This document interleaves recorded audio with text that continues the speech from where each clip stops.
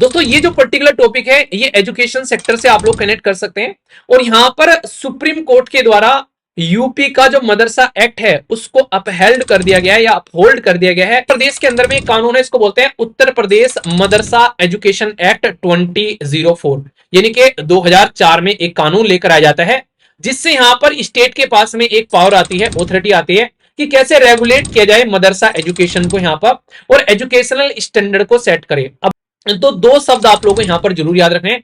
एक तो है यहां पर कमिल। तो कमिल क्या होता है? कमिल वर्ड का इस्तेमाल किया जाता है यहां पर अंडर ग्रेजुएट के लिए, और एक होता है फाजिल। फाजिल शब्द का इस्तेमाल किया जाता है पोस्ट ग्रेजुएट के लिए।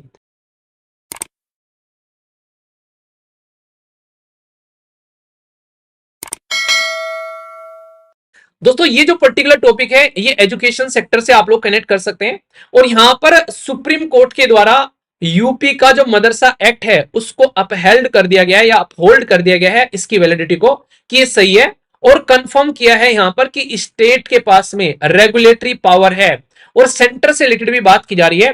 तो कितना बेहतरीन ये जजमेंट है, इसके बारे में क्या क्या एग्जाम में क्वेश्चन पूछे जा सकते हैं बहुत ही तसल्ली में बताऊंगा। ये एक टॉपिक ऐसा है जो हर एक न्यूज़पेपर के अंदर में आप लोगों को देखने को मिलेगा, और ये आज ही के न्यूज़पेपर के अंदर में पेज नंबर 12 पर भी आप लोगों को, पेज नंबर 1 पर भी ये आप लोग एजुकेशन से रिलेट कर यहां पर देख सकते हैं। आखिर मुद्दा क्या है? उत्तर प्रदेश के अंदर में यहां पर इलाहाबाद हाईकोर्ट के द्वारा मदरसा एक्ट को लेकर यहां पर इसके ऊपर में ये बातें बोली गई थी कि भाई साहब जो राइट टू एजुकेशन होती है बच्चों को यहां पर, वो राइट टू एजुकेशन जो है वो रिलीजियस से इंपैक्ट नहीं होनी चाहिए। तो यहां पर ये अनकॉन्स्टिट्यूशनल है, इस एक्ट को साइड में उठाकर ठंडे बस्ते में डाल दो। तो ये मुद्दा यहां पर निकल कर आया था। तो फिर ये मुद्दा पहुंच जाता है सुप्रीम कोर्ट के अंदर में, और सुप्रीम कोर्ट के द्वारा अब इसके ऊपर में जजमेंट दिया जाता है, और उसी जजमेंट की कहानी जो है मैं आप लोगों को सुनाने वाला हूं। एक कहानी है जो सबको सुनानी है, ये जजमेंट की बात तो हमको बतानी है। तो ध्यान से सुनते हुए चलिएगा, आप लोगों को मजा आएगा इस टॉपिक को सुन के। सबसे पहले तो यहां पर मुद्दा क्या है मैंने आप लोगों को बता दिया। उत्तर प्रदेश के अंदर में एक कानून है, इसको बोलते हैं उत्तर प्रदेश मदरसा एजुकेशन एक्ट 2004, यानी कि 2004 में एक कानून लेकर आया जाता है जिससे यहां पर स्टेट के पास में एक पावर आती है, ऑथोरिटी आती है कि कैसे रेगुलेट किया जाए मदरसा एजुकेशन को यहां पर और एजुकेशनल स्टैंडर्ड को सेट करे। अब दोनों लाइन याद रखेगा यहां पर, एक तो रेगुलेट करना कि भाई साहब मदरसा एजुकेशन को रेगुलेट किया जाए, दूसरा एजुकेशनल स्टैंडर्ड सेट किया जाए। तो ये यहां पर कॉन्स्टिट्यूशनल वैलिडिटी ये बोला गया कि बिल्कुल सही है इस पर्टिकुलर एक्ट की। यहां पर अभी मुद्दा क्या था मैं आप लोगों को समझाता हूं, और कुछ टर्म बताऊंगा जो कि एग्जाम में आप लोगों से पूछे जा सकते हैं, उन टर्म को ध्यान से सुनिएगा, ठीक है? तो बेसिक्स ये बहुत ही इंपॉर्टेंट है। यहां पर सबसे पहले यहां पर कोर्ट ने क्या बोला कि यहां पर कॉन्फ्लिक्ट है यूजीसी एक्ट के साथ में इस एक्ट का। हमारे देश के अंदर में पहले आप लोग ये बताइए आगे बढ़ने से पहले कि एजुकेशन कहां पर रखी जाती है। संविधान के 7वें शेड्यूल के अंदर में 3 लिस्ट है हमारे संविधान के अंदर में। 3 लिस्ट में एक लिस्ट का नाम है यूनियन लिस्ट, केंद्र की सूची, स्टेट लिस्ट, राज्य की सूची, और कॉन्करेंट लिस्ट, समवर्ती सूची। तो यहां पर इन लिस्ट के अंदर में बाकायदा सब्जेक्ट रखे गए हैं कि भाई कौन सा टॉपिक किस सब्जेक्ट में आएगा। तो एजुकेशन पहले स्टेट लिस्ट में था, 1976 में संविधान में संशोधन किया और इस एजुकेशन को निकालकर इन्होंने कॉन्करेंट लिस्ट में डाल दिया। तो ये जो कॉन्करेंट लिस्ट में यानी कि समवर्ती सूची में डाला गया है, तो इसका मतलब यह है कि अब एजुकेशन हमारे देश के अंदर में भाई सेंटर भी कानून बना सकता है उसके ऊपर में और स्टेट भी कानून बना सकते हैं। इसलिए नेशनल एजुकेशन पॉलिसी जो रहती है वो सेंट्रल गवर्नमेंट लेकर आती है। अभी 2020 में तीसरे नंबर की नेशनल एजुकेशन पॉलिसी लेकर आई। उससे पहले 1968 में नेशनल एजुकेशन पॉलिसी आई, फिर 1986 में नेशनल एजुकेशन पॉलिसी आई, और अभी 2020 में नेशनल एजुकेशन पॉलिसी आई हमारे देश के अंदर में। क्वेश्चन ये कि इस टाइम पर देश के चीफ मिनिस्टर कौन थे और इस टाइम पर देश के चीफ मिनिस्टर कौन थे, और ये मैं बताऊंगा इस टाइम पर देश के चीफ मिनिस्टर थे प्राइम मिनिस्टर जी मोदी जी, ठीक है? सबसे आसान क्वेश्चन में आंसर दूंगा और टफ आप लोगों से पूछूंगा, यही तो मजा है टीचर बनने का। होमवर्क है, थोड़ा सा देख लेना, आप लोगों को आइडिया लगेगा, ठीक है? हल्का सा जो चीजें लगता है कि नहीं यार उसको थोड़ा टाइम दे दिया करो, क्योंकि अगर ये वीडियो बनाने में मैं 4 से 5 घंटे लगा सकता हूँ, बाकी 6 घंटे भी लग जाते हैं सारी चीजें तैयार करने में, तो आप लोग क्या इस वीडियो को कंप्लीट करने में 1-2 घंटा एक्स्ट्रा नहीं दे सकते बैठ के बाद में कि हाँ ये चीजें देख लेते हैं, इसको हम लोग कवर कर लेते हैं? तो ये चीजें आप लोगों ने करनी है, ठीक है? अभी यहाँ पर इंटरेस्टिंग बात मैं बताता हूँ। मैंने बता दिया अभी आप लोगों को कि भाई हमारे देश के अंदर में एजुकेशन जो है वो कॉन्करेंट लिस्ट यानी कि समवर्ती सूची में आती है, इतना आप लोगों को समझ में आ गया है। अभी आप लोग ध्यान से सुनिए, यहां से आगे मुद्दा होता है स्टार्ट। भाई कोर्ट ने ये बोला कि जो प्रोविजन है इस एक्ट के, अगर हायर एजुकेशन के बारे में बात करें तो दो शब्द आप लोगों को यहां पर जरूर याद रखने हैं। एक तो है यहां पर कमिल। तो कमिल क्या होता है? कमिल वर्ड का इस्तेमाल किया जाता है यहां पर अंडर ग्रेजुएट के लिए। और एक होता है फाजिल। फाजिल शब्द का इस्तेमाल किया जाता है पोस्ट ग्रेजुएट के लिए। यानी कि एक्ट के अंदर में जो यहां पर उत्तर प्रदेश मदरसा एक एजुकेशन बोर्ड एक्ट है, उसमें कमिल और फाजिल वर्ड जो है ये अनकॉन्स्टिट्यूशनल है। एज क्यों? क्योंकि ये कॉन्फ्लिक्ट करते हैं यूनिवर्सिटी ग्रांट कमीशन के लिए, ये बेसिकली यूजीसी के अंदर में। मतलब कहने का ये है कि हमारे देश के अंदर में अंडर ग्रेजुएट यानी कि 12वीं के बाद में जो आप लोग कंप्लीट करते हैं, पोस्ट ग्रेजुएट यानी कि आप लोग यहां पर अपनी ग्रेजुएशन के बाद में जो भी करते हैं, वो दोनों के दोनों जो है वो यूजीसी एक्ट के हिसाब से रेगुलेट होते हैं हमारे देश के अंदर में। अगर मदरसा के अंदर में आप लोग इसको रेगुलेट करते हैं तो इसके हाथ में ये पावर नहीं है इस पर्टिकुलर एजुकेशन को लेकर।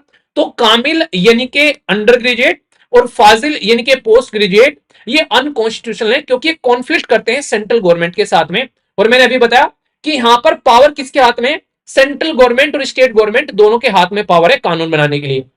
बिल्कुल आसान है, कोई दिक्कत की बात नहीं है। अब आगे चलते हैं। ये जो कॉन्फ्लिक्ट है ये अराइज हुआ क्योंकि एक्ट जो है वो इन्फ्लुएंस करता है सेंटर की एक्सक्लूसिव पावर रेगुलेट करने के लिए हायर एजुकेशन, जो कि एंट्री नंबर 66 में आती है, union list in the 7th schedule. यानी कि हायर से हायर अगर आप लोग बात करोगे बेसिकली एजुकेशन के बारे में जो बात की जाती है वो यूनियन लिस्ट का टॉपिक है। यहां पर ये चीज आप लोगों को समझना पड़ेगा। तो यूनियन लिस्ट के टॉपिक में अगर हायर एजुकेशन को हम लोगों ने रखा गया एंट्री नंबर 66 में, तो भाई यहां पर अगर स्टेट के अंदर से कोई इंसान निकलकर वो बोलता है कि मैंने कानून बना दिया है और मैं उसको फॉलो करूंगा, अपने हिसाब से लेकर चलूंगा, तो ये स्टेट के एक तरीके से आप लोग बोल सकते हैं कि आउट ऑफ द बॉक्स चीज चली गई है और फिर भी वो उसको अपने कंट्रोल में लेने की कोशिश करे। तो इसलिए इस कानून के जो कुछ प्रोविजन है उनको इनके द्वारा ठंडे बस्ते में डाला गया है। इतना समझ में आ गया? यानी कि हायर एजुकेशन की पावर किसके हाथ में और कर कौन रहा है। तो इसके चलते यहां पर ये मुद्दा देखने को मिलते हैं। अब इसमें क्या क्या क्लैरिटी आई है ये भी ध्यान से सुनिएगा आप लोग। यहां पर बहुत ही प्यारा सा आर्टिकल है, ठीक है। अभी यहां पर बात की जा रही है रेगुलेशन ऑफ मदरसा एजुकेशन। तो यहां पर जो एक्ट है अपार्ट फ्रॉम द कामिल और फाजिल लेवल, ये बोला गया कि ये कंसिस्टेंट है विद स्टेट रेस्पॉन्सिबिलिटी तो एंश्योर करने के लिए स्टैंडर्ड जो मदरसा के अंदर में होता है बेसिक लेवल। अब यहां पर समझिए, मतलब इनका कहने का यह है कि 12वीं तक का जो एजुकेशन है वो रेस्पॉन्सिबिलिटी मेनली आप लोग को देखने को मिलेगी, वो स्टेट की रेस्पॉन्सिबिलिटी आप लोग बोल सकते हो। और स्टेट जो है वो बेसिक लेवल ये कॉम्पिटेंसी बनाए रखने का इनकी रेस्पॉन्सिबिलिटी है। तो स्टेट का अगर कानून है तो वो वहां पर तो आप लोग इंप्लीमेंट कर सकते हो, पर कामिल और फाजिल ये यहां पर इससे अलग होंगे। ये कामिल और फाजिल जो है ये यूनियन गवर्नमेंट के अंदर में चले जाते हैं। समझ में आ गया? बहुत ही बेसिक सी बातें बता रहा हूं, कोई ऐसा नहीं कि ऐसी बातें बता रहा हूं जो समझ में नहीं आएगा। इंपॉर्टेंट है पर लेकिन स्टेटमेंट देकर क्वेश्चन पूछ लेंगे फिर ध्यान रखेगा, फिर कहते हो कहां से आ गया। ये तो बन रहे हैं कहने के लिए तो मेंस का आर्टिकल है, पर लेकिन प्रीलिम्स से क्वेश्चन कैसे निकल के आते हैं वो चीजें मैं आप लोग को बताता हुआ चल रहा हूं एक एक कर कर। अभी आगे बढ़ते हैं। एक्ट जो है वो मदरसा बोर्ड को, एक्ट जो है अलाउ करता है मदरसा बोर्ड को कि सेट करे करिकुलम स्टैंडर्ड, टीचर की क्वालिफिकेशन, इंफ्रास्ट्रक्चर की यानी ढांचागत रिक्वायरमेंट क्या है, स्टूडेंट्स को क्या सपोर्ट करनी है, सोसाइटी और इकोनॉमिक अपॉर्चुनिटी के पॉइंट ऑफ से भी ये एक्ट जो है वो मदरसा को अलाउ करता है। यानी कि मदरसा के पास में भी पावर है। सुप्रीम कोर्ट ने ये बोला। आप लोग कह रहे हो मदरसा जो है वो एक तरीके से अनकॉन्स्टिट्यूशनल है, तो ये सही नहीं है ये बात बोलना। हाँ, कुछ पार्ट आप लोग बोल सकते हैं उसके अनकॉन्स्टिट्यूशनल है, जिनको लेकर बोल सकते हैं। अब यहां से आगे आर्टिकल और इंपॉर्टेंट हो जाता है। यहां पर आप लोग समझिए ये और इंटरेस्टिंग बन जाता है। स्टेट का इंटरेस्ट एजुकेशनल स्टैंडर्ड में कहां से निकल कर आता है?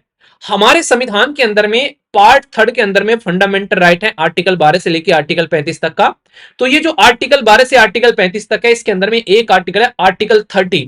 आर्टिकल 30 ऑफ द कॉन्स्टिट्यूशन ये स्टैब्लिश करता है, ये बताता है कि कॉन्स्टिट्यूशन ये प्रोवाइड कराता है कि आप लोग स्टैब्लिश कर सकते हैं, आप लोग मैनेज कर सकते हैं एजुकेशनल इंस्टीट्यूशन। ठीक है, ये आप लोग के पास में एक राइट है, पर this right is not absolute. Absolute का मतलब क्या होता है कि भाई मैं बोल दूं कि भाई ये काम तो बस मैं ही कर सकता हूं और कोई कर नहीं सकता, तो ये बिल्कुल गलत बात है। आप लोग कुछ भी चाहे वो कर सकते हैं, ये बिल्कुल गलत बात है। आप लोग वो काम नहीं कर सकते जिससे दूसरों को नुकसान पहुंचे। तो एब्सोल्यूट का मतलब है कि तुमसे ऊपर कोई यही नहीं है, तो ये एब्सोल्यूट नहीं है। क्योंकि माइनॉरिटीज के राइट के बारे में जब हम लोग बात करते हैं तो उनको भी साथ में लेकर चलना है। आप लोग बात कर रहे हैं यहां पर एजुकेशन को साथ में लेकर चलना है। तो जो स्टेट है अगर बात करें वो क्या करेगा, उसका इंटरेस्ट ये रहेगा कि वो मेंटेन करे एजुकेशनल स्टैंडर्ड, और इंपोज कर सकता है कंडीशन रिकॉग्नाइज करने के लिए, खासकर माइनॉरिटी इंस्टीट्यूशन को लिए, ताकि क्वालिटी ऑफ एजुकेशन को तो मेंटेन करे विदाउट, ये इंपॉर्टेंट, ये इसी के ऊपर में पूरा कोर्ट का जजमेंट घुमा है। उन्होंने बोला कि आप लोग क्वालिटी ऑफ एजुकेशन को तो इंप्लीमेंट करोगे, पर कोई भी इनफ्रिंजिंग आप लोग नहीं करोगे, यानी कोई भी छेड़छाड़ नहीं करोगे, उस माइनॉरिटी कैरेक्टर को भी मेंटेन कर कर आप लोग को चलना है। अब समझाता हूं, ध्यान से सुनना। मतलब यह है कि एजुकेशन स्टैंडर्ड मेंटेन करना आप लोगों की रेस्पॉन्सिबिलिटी है। ये पावर दे दी है स्टेट गवर्नमेंट को कि भाई एजुकेशन स्टैंडर्ड मेंटेन करो, कामिल और फाजिल को छोड़कर, यानी कि 12 तक का, इसको आप लोग लेकर चलो। पर लेकिन स्टेट स्टैंडर्ड मेंटेन करने के चक्कर में ये मत भूल जाना कि हमारे संविधान का आर्टिकल 30 ये माइनॉरिटी को भी ये पावर देता है कि वो भी अपनी एजुकेशन को, उन चीजों को ये एक तरीके से मेंटेन करके चले। तो इनके ये कैरेक्टर भी आप लोग को याद रखना है कि ये बात माइनॉरिटी इंस्टीट्यूशन के लिए की जा रही है, ना कि मेजोरिटी के इंस्टीट्यूशन के लिए। और मुस्लिम कम्युनिटी आज की डेट में माइनॉरिटी की लिस्ट में आती है, अगर सेंट्रल लिस्ट के हिसाब से आप लोग यहां पर बात करते हो, ठीक है। वो अलग बात है किसी राज्य के अंदर मेजोरिटी है किसी माइनॉरिटी। तो दो आर्टिकल है, आर्टिकल 29 और आर्टिकल 30। तो उस चीज को इन्होंने आर्टिकल 30 को एलिब्रेट किया है इस पर्टिकुलर जजमेंट के अंदर में, जिसमें ये कहीं ना कहीं इनके द्वारा बात बोली गई है, ठीक है। इंटरेस्टिंग है, समझ में आ रही है सारी बातें, कोई दिक्कत तो नहीं है। अभी बात करते हैं इंटरप्रिटेशन ऑफ एजुकेशन के बारे में। अभी यहां से ध्यान से सुनिएगा। अभी मैंने आप लोगों को यहां पर क्या क्या बातें बता दी कि हायर एजुकेशन जो है उसके बारे में अगर बात करते हैं तो यूनियन लिस्ट में है एंट्री 66 में, और ये क्वेश्चन ऑलरेडी आप लोग के स्टेट पीसीएस में बन जाते हैं कई बार डायरेक्टली। अब यहां से आगे चलते हैं। अब यहां पर हमारे सर आपने तो बोला था कौन करेंट लिस्ट में, हाँ कौन करेंट लिस्ट में रखा हुआ है। कौन करेंट लिस्ट में एजुकेशन की बात की जा रही है। यहां पर बात क्या की जा रही है, यहां पर बात की जा रही है कि भाई साहब ये क्या है, ये बात की जा रही है स्टैंडर्ड मेंटेन करना और रेगुलेट करना हायर एजुकेशन पर। लेकिन अगर नॉर्मली एजुकेशन के बारे में बात करें तो उसमें हायर और लोअर की कोई बात नहीं की जा रही है। तो वो कॉन्करेंट लिस्ट में है, एंट्री नंबर 25 कॉन्करेंट लिस्ट में। और यही संविधान में संशोधन करके 1976 में 44th कॉन्स्टिट्यूशन अमेंडमेंट करके, 44 था या 42 था, बताइए क्या था। ये चीजें कंफ्यूजन में नहीं आनी चाहिए, इतनी बार आप लोगों को बता देता हूं ताकि आप लोग इनको भूलो ना, ठीक है। कौन से संविधान संशोधन को कौन से संविधान संशोधन को मिनी कॉन्स्टिट्यूशन बोला जाता है, जरा बताइए। तो ये ब्रॉडली डिफाइन की गई है कि भाई साहब हम लोग क्या करें यहां पर, रिलीजियस एजुकेशन को भी रिकॉग्नाइज करें मदरसा के अंदर में यहां पर, क्योंकि ये कहीं ना कहीं ये उसका भी पार्ट है, उसको भी आप लोगों को लेकर चलना है। तो इंटरप्रिटेशन क्या बात करता है, वो बात करता है कि जो मदरसा है with in the scope of state education regulation, ठीक है, एक तरीके से डिस्पाइट देयर रिलीजियस फोकस। तो ये ही समझाने की बात यहां पर की जा रही है कि एजुकेशन को रेगुलेट भी किया जा सकता है, पर लेकिन रिलीजियस फोकस भी वहां पर देखने को मिलेगा, क्योंकि ये बात आर्टिकल 30 में माइनॉरिटी इंस्टीट्यूशन के बारे में की जा रही है। तो ये समझनी पड़ेगी। तो 42nd कॉन्स्टिट्यूशन अमेंडमेंट के द्वारा यहां पर एंट्री नंबर 25 में इस चीज को डाला गया, ठीक है। अब ये तो होगी एक बात। अब एक इंटरेस्टिंग चीज और बताता हूं आप लोगों को यहां पर, अब ये भी सुनने वाली बात है और बहुत ही बेहतरीन है। हमारे संविधान में जब ये ऑलरेडी इतने अमेंडमेंट हो चुके थे एजुकेशन को लेकर, फिर लगा यार एजुकेशन को और अच्छे लेवल पर जाना है। अब और अच्छे लेवल पर जाना है तो फिर क्या कर रहे हैं, तो इसके लिए इन्होंने बोला कि संविधान में एक संशोधन और करते हैं। तो इन्होंने 86वां संविधान में संशोधन किया, कॉन्स्टिट्यूशन अमेंडमेंट एक्ट लेकर आए, और ये लेकर आए 2002 में। यानी कि एक हो गया था यहां पर कब, 1976 में, जो कि 42वां संविधान में संशोधन था। अब 42वां आप लोग सोच के देखो यहां पर कितने टाइम बाद, 2002 में, यानी कि 76 से लेके 2002 में। तो आप लोग समझ सकते हैं यहां पर कि इतना टाइम लिया, और इनको ये समझ में आया इतना टाइम लेने के बाद में कि आर्टिकल 21A संविधान के अंदर में जो दे रखा है, तो ये कोर्ट एक तरीके से समझ रहा है कि कोर्ट हाईलाइट कर रहा है चीज को कि right to education under article 21A ये अलाइन करना चाहिए। फिर से वही बात बोलेगा यहां पर कि right of the minority to establish and run educational institution. मतलब अगर 6 से लेकर 14 साल के बच्चों के बारे में भी आप लोग एजुकेशन के बारे में बात करते हैं, तो यहां पर भी आप लोगों को माइनॉरिटी के अधिकारों के बारे में बात करनी पड़ेगी। यानी कि आर्टिकल 21A अलाइन करना चाहिए आर्टिकल 30 के साथ में। ये इनडायरेक्ट वे में इनके द्वारा बोला जा रहा है इस जजमेंट के द्वारा। समझ में आ रहा है। देखो आप लोगों को मैं डिकोड करके वो चीजें बता रहा हूं जो नहीं लिखी हुई है इसके अंदर में, तो ये चीजें आप लोगों को समझनी पड़ेगी। अभी सोचो यहां पर जो मदरसा है, मदरसा की बोर्ड के बारे में बात करें, अंडर एक्ट के बारे में, तो यहां पर बात करें मदरसा बोर्ड अंडर एक्ट जो है यहां पर, ये इनेक्ट करता है रेगुलेशन की with state government approval. State government का अप्रूवल रहेगा, क्योंकि स्टेट गवर्नमेंट यहां पर उसके आधार पावर दी गई है।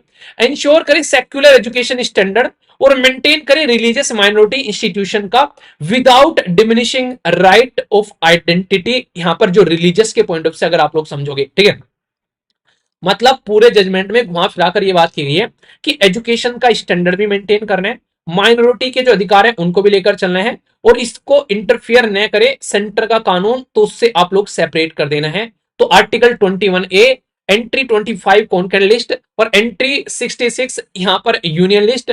तो ये सारी की सारी चीजें ये समझाने की कोशिश की जा रही है इस पर्टिकुलर जजमेंट के द्वारा। समझ में आ गया? तो अगर मोटे मोटे तौर पर आप लोग देखोगे तो स्टेट का रोल क्या है माइनॉरिटी एजुकेशन में, ये डिफाइन क्या है, एक्सक्लूसिवली सेंट्रल जुडिक्शन है यहां पर, किसको लेकर, जो मैंने अभी आप लोगों को दो शब्द बताए, उन दो शब्दों को फिर भूल मत जाना, कामिल और फाजिल, ये सेंट्रल गवर्नमेंट के अंडर में आ गए क्योंकि हायर एजुकेशन है यहां पर, तो लिमिटेड पावर है स्टेट की, ये आप लोग समझ सकते हैं। और क्वालिटी ऑफ एजुकेशन मेंटेन करना, चाहे माइनॉरिटी के बारे में बात क्यों ना की जा रही हो, फिर भी यहां पर आप लोगों को कॉम्प्रोमाइज नहीं करना है, रिलीजियस फोकस भी उसको भी आप लोगों को लेकर चलना है, क्योंकि ये हमारे देश की डाइवर्सिटी है और डाइवर्सिटी को साथ में लेकर चलना है। था ना शानदार टॉपिक? मजा आया कि नहीं आया? समझ में आ गया सारी बातें? ये टॉपिक बकायदा इतने डिटेल में आप लोगों को समझना पड़ेगा अगर रियलिटी में आप लोग ऑफिसर बनना चाहते हैं तो, ठीक है। और अगर आप लोग तैयारी करें एसएससी की या फिर किसी और एग्जाम की, तो फिर आप लोग को बस दो चार मोटी मोटी बातें याद रख लेनी है कि भाई साहब एक कॉन्स्टिट्यूशनल बेंच बैठी थी, उस पर्टिकुलर बेंच के अंदर में यहाँ पर क्या क्या डिसीजन दिया गया, और ये इंपॉर्टेंट बात है कि कहाँ कहाँ पर कौन सा टॉपिक आता है। अगर आप लोग और मोटा मोटा समझना चाहते हैं तो फैक्चुअल इन्फॉर्मेशन हो जाएगी। ये क्वेश्चन रेगुलर पूछा जाता है कि भाई ये डिस्कशन किसके लिए है, ये हम लोग स्टेट पीसीएस की तैयारी कर रहे हैं, हम लोग यूपीएससी की तैयारी कर रहे हैं, ये डिस्कशन आप लोग किसी की भी तैयारी कर रहे हो, चाहे यूपीएससी, चाहे स्टेट पीसीएस, चाहे बैंकिंग, चाहे आप लोग एक तरीके से किसी टीचिंग एग्जाम की तैयारी करो, जिसकी भी तैयारी कर रहे हो, जहां पर भी करंट अफेयर पूछा जाता है वहां पर आप लोगों के लिए ये इंपॉर्टेंट हो जाता है, क्योंकि डिटेल में डिस्कशन किया जाता है और पढ़ने के बाद में कभी आप लोगों को कंफ्यूजन नहीं होगा उस टॉपिक में, तो इस तरीके की चीजें आप लोगों को बताई जाती है। समझ में आ गया? आ गया, अच्छी बात है। और नहीं आया तो फिर से एक बार वीडियो कंप्लीट होने के बाद में सुन लेना इसको रिमाइंड करके, ताकि आप लोग फिर से इसको अच्छे से याद रख पाओ। ओके।